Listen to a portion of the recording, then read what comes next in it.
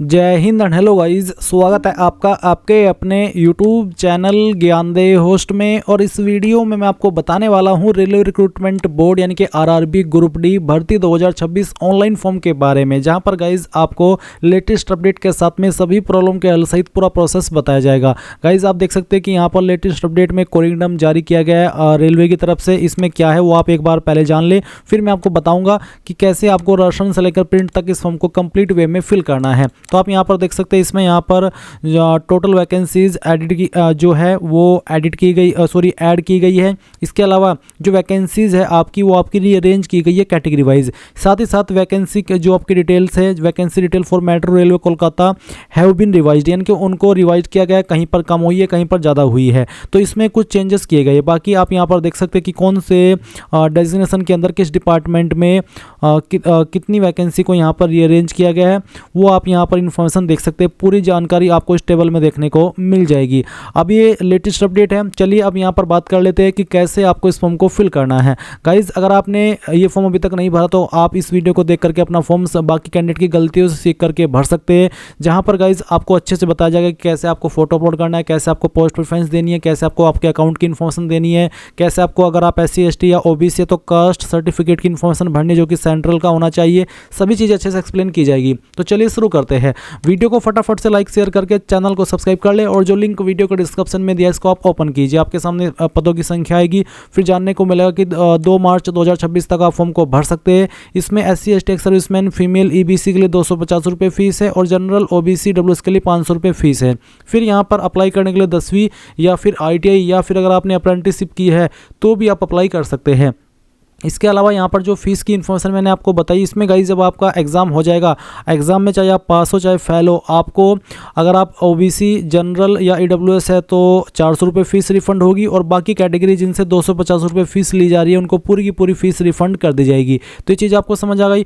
अब अगर आप इसमें एलिजिबल है और आप ये फॉर्म अभी तक नहीं भरे हैं तो गाइज़ इंपॉर्टेंट लिंक के सेक्शन में आइए और अप्लाई ऑनलाइन लिंक ओपन कीजिए। अब गाइज़ आगे बढ़ने से पहले मैं यहाँ पर आपको ये स्पेशल जानकारी दे रहा हूँ जो कि आपके लिए काफ़ी इंपॉर्टेंट रहेगी, इसलिए आप इस पार्ट को स्किप मत कीजिएगा। तो गाइस जैसा कि आप सब जानते हैं कि आपके आरआरबी ग्रुप डी के फॉर्म आ चुके हैं, तो ऐसे में यहाँ पर आप आपकी प्रिपरेशन कहीं ना कहीं से कर ही रहे हैं, तो क्यों ना मैं आपको यहाँ पर एक बहुत ही अच्छा PDF सजेस्ट करूँ, बहुत ही अच्छा कंटेंट सजेस्ट करूँ, जहाँ से आप आपकी जो तैयारी है वो बहुत ही कम प्राइस के साथ में बहुत ही अच्छे तरीके से कर सकते हैं। गाइज आपके लिए यहाँ पर आरआरबी ग्रुप डी संपूर्ण चयन सेट 10+2 लेवल का लेकर के आया है। इसमें गाइज आपको क्या क्या मिलेगा अगर उसके बारे में बात की जाए तो गाइज आपको यहाँ पर इसमें मैथमेटिक्स की बुक मिलेगी।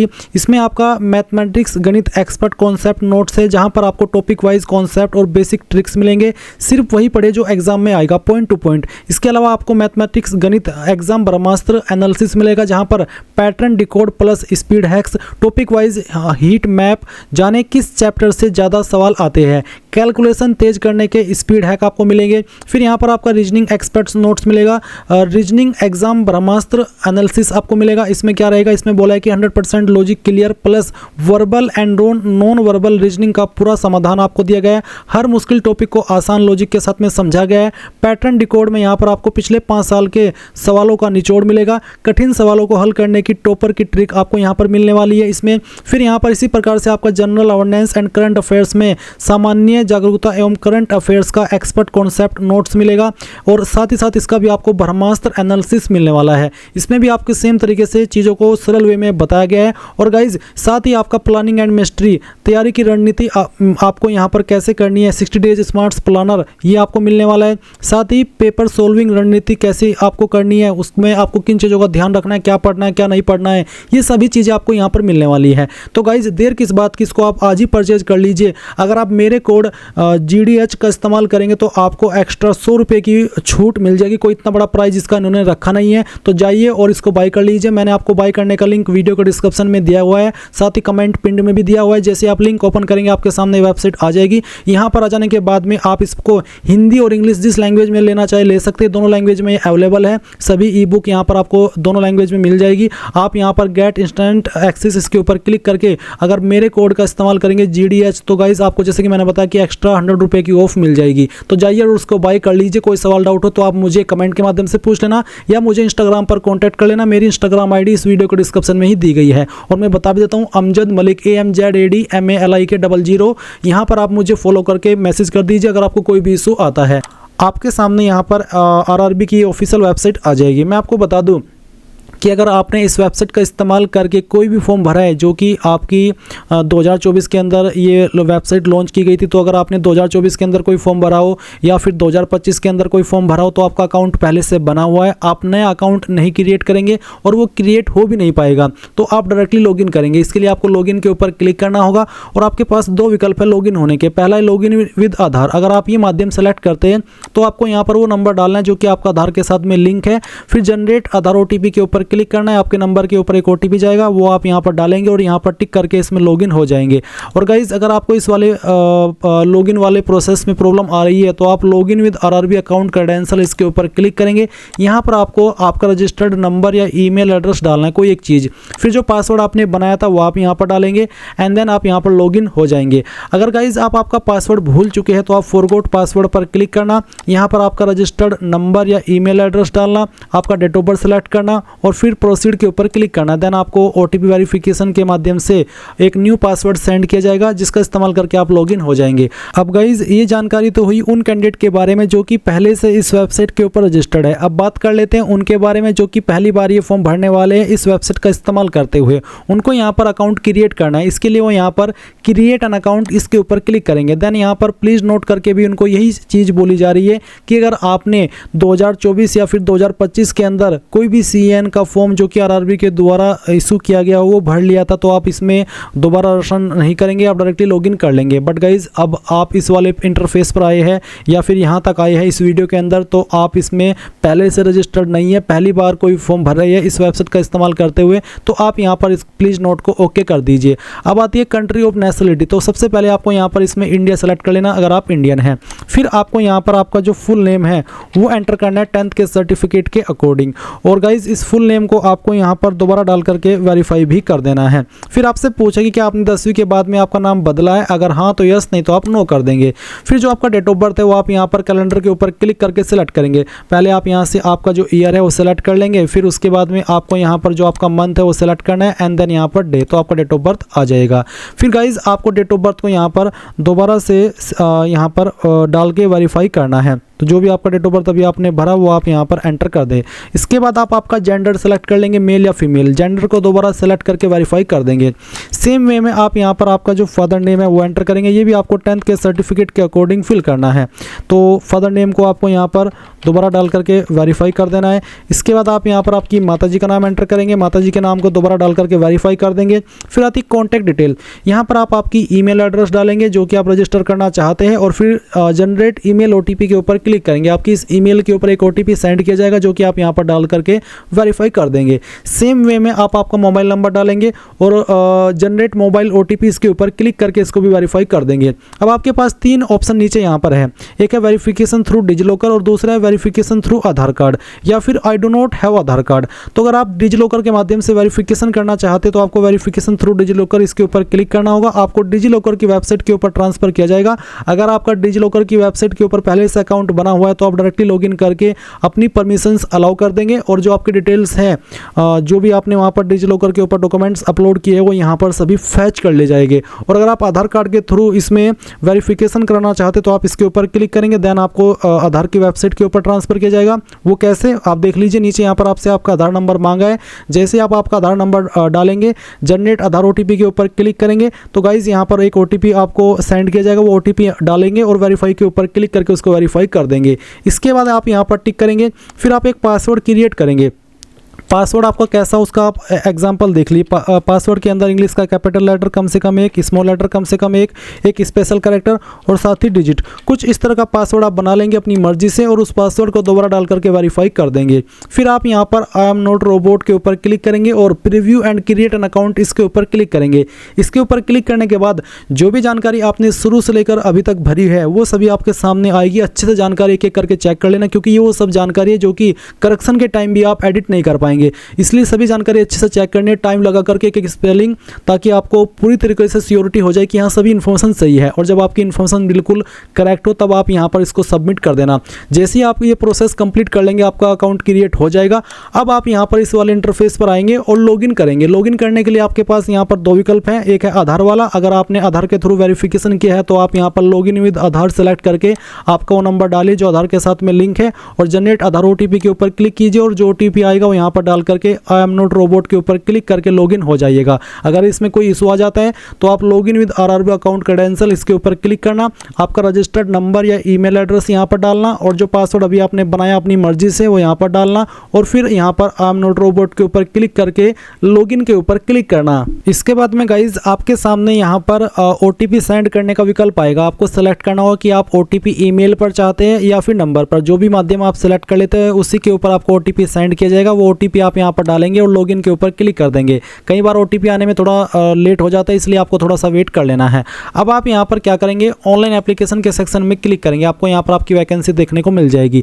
कुछ कैंडिडेट यहाँ पर इसमें प्रॉब्लम फेस कर रहे हैं कि उनके सामने दिल्ली जोन नहीं आ रहा है। तो गाइज जिन कैंडिडेट के सामने यहाँ पर दिल्ली जोन नहीं आ रहा है उनको यहाँ पर इसमें चंडीगढ़ जोन से अप्लाई कर लेना है, क्योंकि यहाँ पर दिल्ली जोन का जो एक सब कॉन्टिनेंट जोन है वो यहाँ पर चंडीगढ़ माना जाता है। प्रीवियस भर्ती में भी कुछ ऐसा ही हुआ था। तो यहाँ पर अगर आपको दिल्ली जोन में अप्लाई करना है तो आप चंडीगढ़ सेलेक्ट कर लेना। अब चलिए यहाँ पर आपको जिस भी जोन में अप्लाई करना है आपकी चॉइस के अकॉर्डिंग वो आप सिलेक्ट कर ले, फिर यहाँ पर टिक कीजिए और उसके बाद में नेक्स्ट के ऊपर क्लिक कीजिए। अब यहाँ पर आपके सामने कुछ ऐसा इंटरफेस आ जाएगा। गाइज मैं आपको बता दूं कि मेरा पहले से इस वेबसाइट के ऊपर OTR हो रखा था, मैंने पहले से अपना अकाउंट बनाया हुआ था, तो मेरी जानकारी यहाँ पर कुछ वहाँ से फैच कर ली गई है। अगर आप पहली बार इस फॉर्म को भर रही है इस वेबसाइट का इस्तेमाल करते हुए तो आपको सभी जानकारी यहाँ पर भरनी होगी। जैसे कि यहाँ पर एक विकल्प है मैरिटल स्टेटस, तो आप मैरिड हो या अनमैरिड हो, जो भी आपका स्टेटस है वो आप सेलेक्ट कर लेना। रिलीजन आपका क्या है, हिंदू, मुस्लिम, क्रिश्चियन, सिख, बुद्धिस्ट, जो भी है वो आप सेलेक्ट कर लीजिएगा। अगर आप मुस्लिम है तो आपसे यहाँ पर एक सवाल पूछे कि do you wish to avail fee exemption, यानी कि जो फी एग्जाम्शन मिलता है आपको, जो कि अगर आप जनरल OBC WS से आप यहाँ पर अभी 500 रुपये फीस पे कर रहे हो, जब आपका एग्जाम हो जाएगा तो आपको 400 रुपये फीस रिफंड होगी, और जो बाकी कैटेगरी कैंडिडेट है उनको यहाँ पर पूरी की पूरी फीस रिफंड कर दी जाएगी। तो ये उसी के संबंध में सवाल है, जिसमें आपको अगर आपने यस कर दिया तो आपको जो फीस रिफंड जो मिलता है वो मिलेगा, और अगर आपने यहाँ पर नो कर दिया तो गाइज आपको आपकी जो फीस है वो रिफंड नहीं की जाएगी। जैसे कि मैंने यहाँ पर इस वाले ऑप्शन में यस किया, तो यस करने पर यहाँ पर मेरे सामने एक इन्फॉर्मेशन आई है जहाँ पर ये बोला है कि you have claimed waiver of examination fee, you will be required to furnish an affidavit on non judicial stamp paper mentioning your minority community at the time of document verification, यानी कि आपको यहाँ पर आपका जो कास्ट सर्टिफिकेट है वो show करना होगा, जिसमें कि आपको ये दर्शाया गया हो कि हाँ आप आपकी जो फीस है वो रिफंड चाहते हैं। तो आप यहाँ पर I understand and I agree इसके ऊपर क्लिक करेंगे।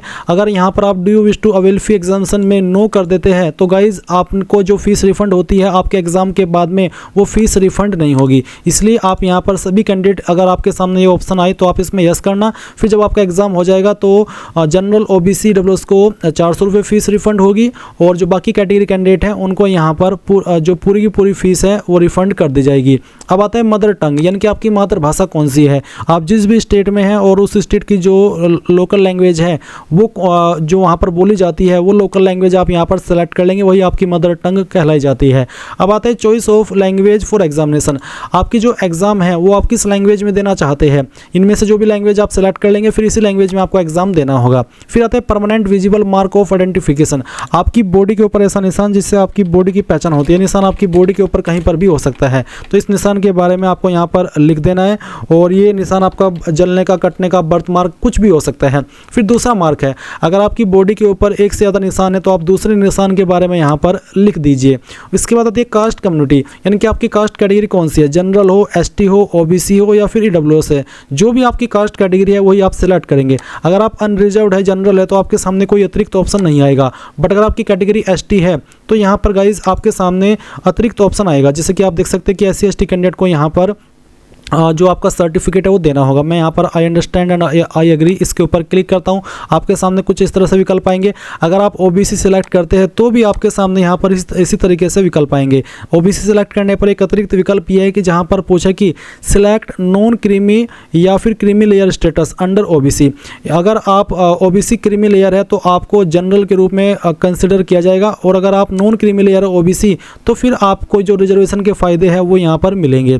तो चलिए मैं यहाँ पर नॉन क्रीमी लेयर सेलेक्ट करता हूँ। तो इसके बाद में आपको ये बोला है कि जो आपका ओबीसी सर्टिफिकेट है वो आपका 1 अप्रैल 2025 के बाद का बना होना चाहिए और 2 मार्च 2026 के बीच, यानी कि आपका कास्ट सर्टिफिकेट 1 अप्रैल 2025 से लेकर के 2 मार्च 2026 के बीच का बना होना चाहिए, और उसमें जो आपकी मैक्सिमम इनकम है वो 8 लाख से ज़्यादा ना हो। अगर उसमें 8 लाख से ज़्यादा इनकम आपने दिखाई तो फिर आपको यहाँ पर रिजर्वेशन का फ़ायदा ओबीसी का नहीं मिलेगा, तो उससे कम ही रहनी चाहिए। तो आप I understand and I agree इसके ऊपर क्लिक कर देंगे। रही बात विकल्प की, तो विकल्प इस तरह से आपके सामने आएंगे। अगर आप SC ST है तो भी आपके सामने ये सब विकल्प आएंगे, और अगर आप ओबीसी है तो भी आपके सामने यही वाले विकल्प आएंगे। जहां पर पूछे नेम ऑफ द कास्ट, अब जो आपका सर्टिफिकेट है वो आपका सेंट्रल का बना होना चाहिए, क्योंकि गाइज ये भर्ती सेंट्रल गवर्नमेंट की है। अभी आप वीडियो के अंदर एक सेंट्रल का कास्ट सर्टिफिकेट देख रहे हैं जो कि ओबीसी का है। इसमें यहाँ पर आपको मैं ये चीज़ एक्सप्लेन करूँगा कि कहाँ पर क्या जानकारी लिखी होती है।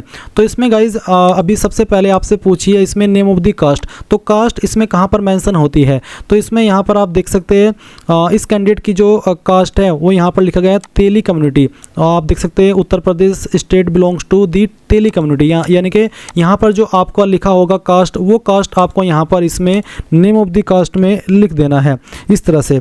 उसके बाद में पूछा है कम्युनिटी सर्टिफिकेट नंबर, तो कम्युनिटी सर्टिफिकेट नंबर क्या है आप यहाँ पर देख सकते हैं। इसमें आवेदन क्रमांक है और प्रमाण पत्र क्रमांक है। तो गाइज जो आपका प्रमाण पत्र क्रमांक है यही आपका सर्टिफिकेट नंबर कहलाया जाता है। तो आप यहाँ पर इसमें सर्टिफिकेट नंबर में जो आपके सर्टिफिकेट में लिखा है प्रमाण पत्र क्रमांक वो लिख देंगे। उसके बाद आते हैं कम्युनिटी सर्टिफिकेट इशूइंग अथॉरिटी, कौन सी अथॉरिटी ने इसको जारी किया। यहाँ पर काफ़ी सारी पोस्ट दी गई है। अब ये कैसे पता चलेगा कि मेरा सर्टिफिकेट कौन से पोस्ट के अधिकारी ने जारी किया है। आप यहाँ पर सक्षम अपने इस सर्टिफिकेट में आइए और देखिए यहाँ पर सक्षम अधिकारी के बाद में कौन सी पोस्ट को लिखा गया है। जैसे कि ये सर्टिफिकेट इस कैंडिडेट का तहसीलदार के द्वारा जारी हुआ है। ऐसा नहीं है कि आपका सर्टिफिकेट भी तहसीलदार के द्वारा ही जारी हो, ये अलग अलग पोस्ट के अधिकारी द्वारा जारी होता है। तो आपको देखना है यहाँ पर सक्षम अधिकारी के बाद में कौन सी पोस्ट लिखी है। जो भी पोस्ट लिखी है अगर वो हिंदी में लिखी है तो आप उसको इंग्लिश में ट्रांसलेट कर लेना, और अगर आप समझ पा रहे हैं कि हाँ ये इस पोस्ट के अधिकारी ने जारी किया तो अच्छी बात है। जैसे कि यहाँ पर तहसीलदार लिखी है, अब मैं यहाँ पर आता हूँ और इसमें मैं तहसीलदार सेलेक्ट कर लेता हूँ। अब आता है कौन सी स्टेट के द्वारा जारी हुआ है, तो ये सर्टिफिकेट जारी हुआ है उत्तर प्रदेश के द्वारा। तो चलिए मैं यहाँ पर इसमें उत्तर प्रदेश सेलेक्ट कर लेता हूँ। अब आते हैं कि कौन सी डेट में जारी हुआ है, तो ये सर्टिफिकेट जारी हुआ है 15 फरवरी 2025। बट गाइज ध्यान दीजिए कि जो ओबीसी का कास्ट सर्टिफिकेट है वो आपका 1 अप्रैल 2025 के बाद का बना होना चाहिए, यानी कि इस कैंडिडेट का ये सर्टिफिकेट वैलिड नहीं है क्योंकि इसमें ये पहले का बना हुआ है। तो आपको न्यू बनवा लेना है अगर आपकी डेट पुरानी है। चलिए मैं यहाँ पर ये सेलेक्ट कर लेता हूँ। इसके बाद गाइज आप यहाँ पर नीचे की तरफ आएंगे और आपकी जो एड्रेस की इन्फॉर्मेशन है वो देंगे। तो इसमें यहाँ पर आपको पहले आपका प्रेजेंट एड्रेस फिल करना है, जैसे कि आपकी स्टेट सेलेक्ट कर लेनी है, आपकी डिस्ट्रिक्ट सेलेक्ट कर लेनी है। एड्रेस क्या है वो कंप्लीट आपको एड्रेस के सेक्शन में डाल देना है। आपका नियरेस्ट सिटी या फिर मेजर टाउन कौन सा है वो आप यहाँ पर भर देंगे और अपना पिन कोड भी डाल देंगे। नीचे एक लाइन है कि tick if permanent address is same as present address, यानी कि अगर आपका परमानेंट एड्रेस और प्रेजेंट एड्रेस सेम है तो आप इस बॉक्स को टिक कर देना। अगर अलग है तो अनटिक करके अलग से इस तरफ अपना परमानेंट एड्रेस फिल कर लेना। बट मेरा सेम है तो मैंने इसको टिक कर दिया। इसके बाद आप पहले इस जानकारी को सेव कर देंगे और फिर नेक्स्ट के ऊपर क्लिक करेंगे। अब आपके सामने यहाँ पर इस तरह का इंटरफेस आएगा। कुछ और जानकारी आपको देनी है, बेसिकली सवालों के आंसर करने हैं। जैसे कि एक सवाल है कि क्या आप एक्स सर्विसमैन है, अगर है तो यस, नहीं तो आप नो कर देंगे। फिर एक और सवाल है कि क्या आप विकलांग है, बैचमार्क डिसेबिलिटी वाले कैंडिडेट है, अगर हाँ तो यस, नहीं तो यहाँ पर भी आपको नो करना है। अगर आप लिखने में प्रॉब्लम फेस करते हैं, आपको जो एक पारा 11.7.2 है उसमें उससे संबंधित स्क्राइब चाहिए। स्क्राइब होता है एक अदर पर्सन आपकी जगह पर एग्जाम लिखे। अगर आप ऐसे कैंडिडेट है तो आप इसमें यस करेंगे, नहीं तो आपको नो कर देना है। फिर क्या आप इकोनॉमिकली बैकवर्ड क्लास यानी कि ईबीसी से आते हैं, अगर आप आते हैं तो यस, नहीं तो आपको नो कर देना है। फिर पूछा कि क्या आप इंडियन रेलवेज के एम्प्लॉई है, अगर है तो यस, नहीं तो यहाँ पर भी आपको नो करना है। फिर एक और सवाल है current employment detail other than employ of railway, railway के अतिरिक्त अगर आप किसी और विभाग में एम्प्लॉयड है तो आपको यहाँ पर बताना होगा कि आप सेंट्रल गवर्नमेंट में है, स्टेट गवर्नमेंट में है या फिर पब्लिक सेक्टर अंडरटेकिंग में है। बट अगर आप बेरोजगार है तो आप इसमें नोट एप्लीकेबल सेलेक्ट कर देना। फिर पूछा है कि are you a course completed act apprentice in railway, यानी कि क्या आपने जो एक्ट अप्रेंटिस होता है, अप्रेंटिसशिप होती है, क्या वो आपने रेलवे के अंदर कंप्लीट कर ली है और आपके पास यहाँ पर एनएसी यानी कि नेशनल अप्रेंटिसशिप सर्टिफिकेट है जो कि एनसीवीटी के द्वारा दिया गया हो। अगर हाँ तो यस, नहीं तो आप नो करेंगे। अगर आप यस करते हैं तो फिर आपको यहाँ पर किस ट्रेड में ये सर्टिफिकेट मिला है वो बताना होगा। ट्रेनिंग आपने कब से स्टार्ट की थी वो डेट सेलेक्ट करनी होगी, कब तक की थी वो डेट आपको यहाँ पर बतानी होगी। और साथ आपसे पूछा कि क्या आपका रिजल्ट डिक्लेयर्ड हो गया है, अगर हाँ तो यस करने पर आपको सर्टिफिकेट नंबर देना होगा और सर्टिफिकेट की डेट क्या है, कब आपको सर्टिफिकेट मिला वो डेट भी आपको बतानी होगी। बट अगर गाइज आपने नेशनल अप्रेंटिसशिप सर्टिफिकेट प्राप्त नहीं किया, आपने नहीं किया रेलवे के अंदर एनएसी, तो आप यहाँ पर नो कर देंगे।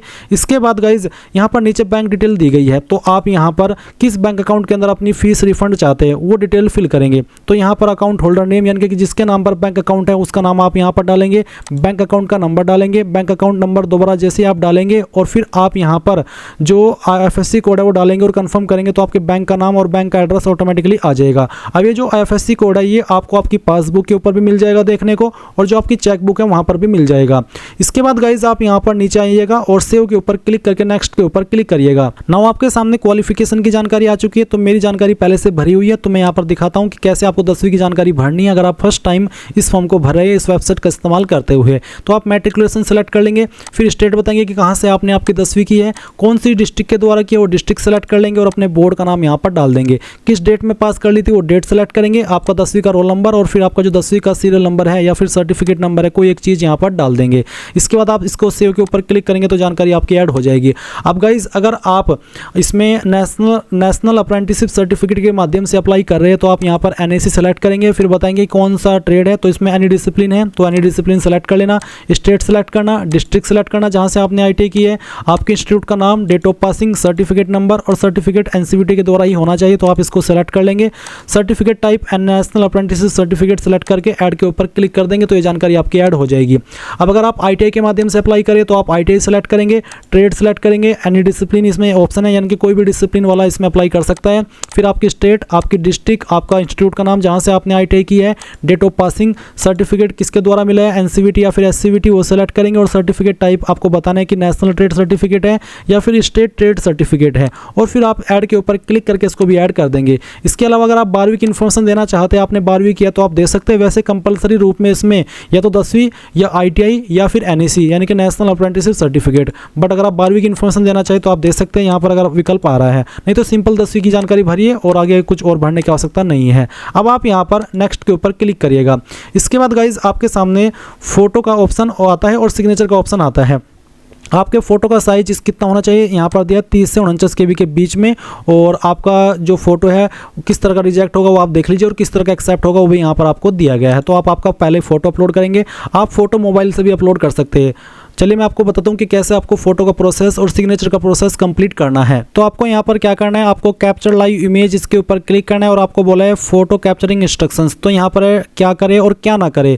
You are allowed to capture only 3 times within 5 minute. 5 minute के अंदर 3 मौके आपको मिलेंगे अपलोड करने के। Sit in a well lit area in front of a light coloured background. Sit at the centre and align your face with the red circle. यानी कि क्या क्या चीज़ आपको करनी है और क्या चीज़ आपको नहीं करनी है वो आपको यहाँ पर बोला गया है। तो कैप्चर लाइव इमेज इसके ऊपर क्लिक कीजिए और आपसे पूछे कि आप जुड़वा है, अगर हाँ तो यस, नहीं तो आप नो करेंगे। नो करने के बाद आप कैप्चर लाइव इमेज इसके ऊपर क्लिक करेंगे और आपको आपका जो फेस है इस वाले बॉक्स के अंदर एडजस्ट करना है। गाइज जैसे ही आपका फोटो अपलोड हो जाए तो आप यहाँ पर आपका सिग्नेचर अपलोड करेंगे। इसका साइज जैसे कि यहाँ पर मेंशन किया गया कि 30 से 49 KB के बीच में होना चाहिए। तो आप ब्राउज के ऊपर क्लिक कीजिए, जहाँ पर आपकी सिग्नेचर की फाइल है वो आपको यहाँ पर सेलेक्ट करनी है और इसको ओपन करना है। आपका सिग्नेचर यहाँ पर आएगा और अगर उसमें कोई इशू हुआ तो आपको एरर दे दिया जाएगा। तो आप यहाँ पर सटीक फाइल सेलेक्ट करेंगे दिए गए इंस्ट्रक्शंस के अकॉर्डिंग, जो कि आपकी रिजेक्ट ना हो। चलिए मैं यह फाइल सेलेक्ट करता हूँ, ओपन करता हूँ। और गाइज अगर आप सही फाइल यहाँ पर सेलेक्ट करेंगे तो इस तरह से आपके सामने आ जाएगी। आप यहाँ पर इस तरह से आपका जो सिग्नेचर है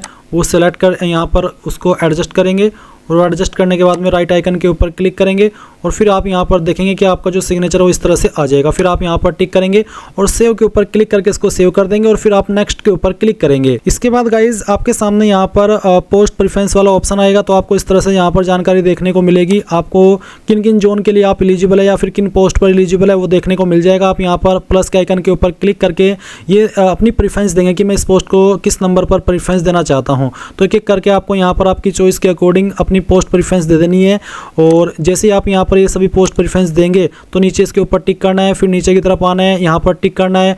पहले इसमें आपको आपका नाम नहीं बल्कि उस जगह का नाम देना है जहाँ से आप फॉर्म को भर रहे हैं। तो आप यहाँ पर जिस भी सिटी से अपने फॉर्म भरे उसका नाम दे देना और सेव के ऊपर क्लिक करके प्रीव्यू पर क्लिक करना। इसके बाद आपने जो भी जानकारी आप भरी है वो सभी आपके सामने आएगी। सभी जानकारी जब आप चेक कर ले और पूरी तरीके से श्योर हो जाए कि यहाँ सभी जानकारी सही है तो आप यहाँ पर टिक करके सबमिट के ऊपर क्लिक करेंगे। देन गाइज आपको पेमेंट के पेज पर ट्रांसफर किया जाएगा और जब आप आपकी फीस जमा कर देंगे उसके बाद ही आपका जो फॉर्म है वो फाइनल सबमिट माना जाएगा। तो इस तरह से गाइज आप लोग railway RRB group D online form 2026 भर पाएंगे। आई होप ये प्रोसेस आपको पसंद आया होगा। So thanks for watching. जय हिंद।